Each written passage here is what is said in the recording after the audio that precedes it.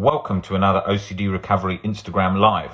I thought I would come on here quickly to talk about hope. You see me messaging a lot on Instagram stories and so on with hashtag hope to raise awareness about how important that is. Because with OCD, you can often feel hopeless and like we're never going to get better. And I've done quite a few videos on our channel all about this, how vital, how important understanding why we have so much hope in the recovery journey. Let's look at why. Firstly, we're living in a time where we understand what is OCD, okay? In the past, they definitely did not understand that. And so people would have kept quiet and suffered alone with OCD because they wouldn't have even known they had it and had no tools how to get better. So that's very important. Two, one of the most important things is how quickly we can go from feeling crap to feeling good. There were so many moments in my journey where I literally felt I was never going to get better, felt the worst ever. And then going from the worst ever to okay was just a very small transition in how I was feeling. And that is so key to remember, because when we're stuck and we're feeling terrible, we think we're never going to get better. This is it. This is how we are. This is us stuck forever like this. There's no change. That's it. And that's not reality. So you mustn't try and measure and make decisions on your whole life based on a feeling now. The same as when we're angry, we can feel like telling someone something and sort of we give the most aggressive speech in that moment that does us no favors but feels like what we want to say but actually isn't, because we're being directed by those emotions at that time. Think about this. When you wake up, you're going to feel more anxious naturally. And when you go to bed, you're often going to feel anxious. Don't work out lying there in the morning, basing how stuck you've been and reassessing your whole life. Instead, view it as you're changing through symptoms. Sometimes you're going to go out, you'll be with friends, you'll have a laugh. Now that can also be a triggering situation. You may feel like that's really bad. But you may go out and do that and then feel not too bad and think, shit, I'm not that bad. Oh my God, remember this morning how I was feeling? And I thought there was no hope at all. So it's so important not to dive straight on the emotions in that 1 second. It changes very quickly from here to here, just like that. But when we've been stuck chronically, we can often, this is also very cunning of the disorder. When you've been stuck chronically for so long, you think, I'll never feel better at all. And you're utterly convinced. And then a change in belief, and then suddenly a huge reduction in how you're feeling. But this thing is the other problem. When we have a setback, we think, oh my God, I'm stuck at square one. I'm never going to get better. This is literally me stuck now for the rest of my life at this point. Or maybe I was kidding myself and I never felt better. That's how cunning it is. So you can have a setback and then you may have been feeling great for 2 years and suddenly become utterly convinced that you never felt great at all. I have to often say to people, like one of my posts today was saying, remind yourself when you were feeling good. Sometimes people have to write that down because they forget and then they think, oh my God, my life's terrible. I'm stuck forever. I'm never going to get better. And they become utterly convinced of that. And it is that sneaky. Say, for example, me, I don't have any chronic anxiety and chronic guilt anymore. But if I had a health scare and then experienced some short-term anxiety with that health scare, I imagine that in the moment, maybe I could even become convinced that I haven't been better at all. Because that's how convincing it is.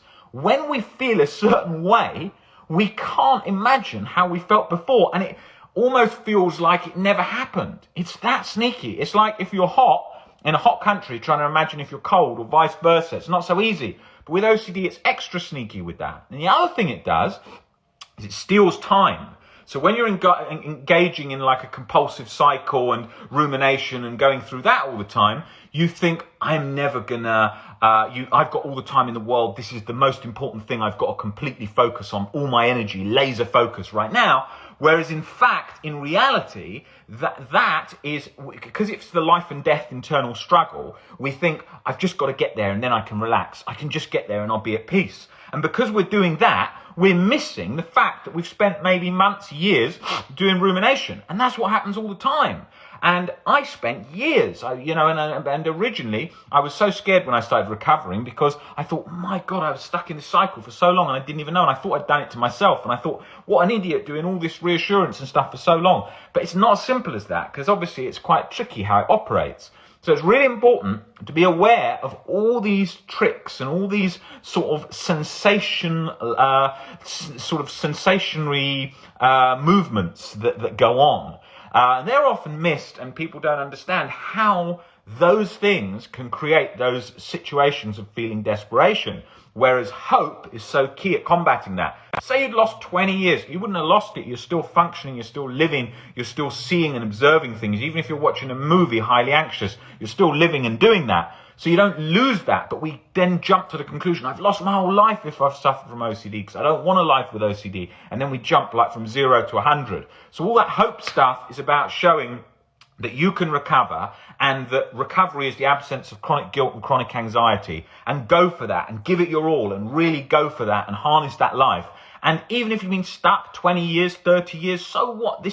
Doesn't matter. It's the now that matters. Think of what people would have been like in the past. Think about what you've survived all those days. If it wasn't, the problem with it is because it's a disorder in your mind where you think you've got a certain element of control, you then think, oh, I brought this all on. But it's not as simple as that. If Howard Hughes, a very, very clever, very, very wealthy individual of the past, couldn't get better, it's obviously not that easy, okay?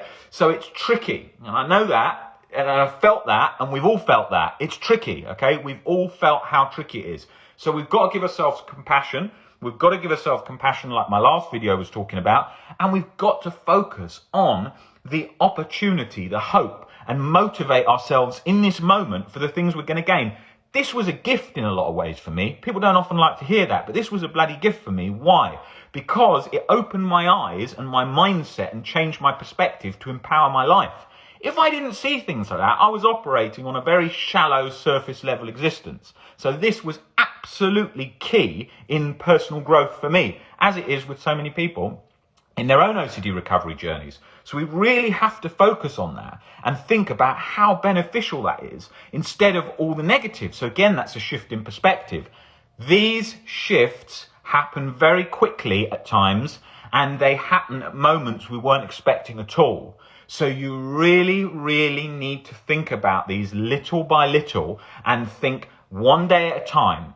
How I feel right now doesn't equal forever. Or if I'm feeling stuck this second, that doesn't mean I've been stuck forever. Tomorrow, I may feel completely different. All these things are part of the journey. If you look at the recovery journey like this, what you're doing is zooming in on that section. And if you feel this certain way, you're equating that to the whole of that. And it's also backwards, where you're looking at this point and then equating that to all the past. So all of that stuff is the way it distorts all of our internal sensationary experience, which we equate to being our whole life and everything, okay? So that is so key, that realization in the recovery journey. These aren't skills just for recovery from OCD. These are skills for life. When we're working on this, these things aren't you recover from OCD and go back to normal. These are changing your life. These are skills that can help people with any life circumstance. Hence why the first book on our reading list is called How to Stubbornly Refuse to Make Yourself Miserable About Anything, not How to Recover from OCD and then that's it. It's about anything, any life circumstance, changing our perspective on any life situation. And I can't highlight the any enough, because with OCD, it's going to pick absolutely anything, because it's trying to get into the past, get into the future, get into the little gaps of uncertainty. It's trying to sneak in any chink of armor it can find. So that's what we're trying to do to recover. Guys, great to see you all on here. I will be on the next Instagram Live very soon doing the question and answers, which I've been promising for the last couple of days. I will be back on doing that maybe tomorrow or the next day, but I thought I would jump on here very briefly and talk about hope, which is such an important part of the journey because it helps drive everything. Of course, OCD can latch to that and go, but what if you're not hopeful? What if you haven't got hope? It's going to do all angles it can come from. But in the general sense of the term for hope, there's a lot of it. And we live at a time where there's tons of it in OCD. And that is really important to focus on, because I felt bloody hopeless when I was in that journey. There was barely any content that was helpful. There was barely anyone who understood it. It's getting better today, and there's plenty of reasons to be hopeful. You've only got to focus on the reasons you can do it, not the 100 reasons you can come up with in your mind why you can't. Guys, great to see you all, and I will see you back on the next Instagram Live. See you later, guys.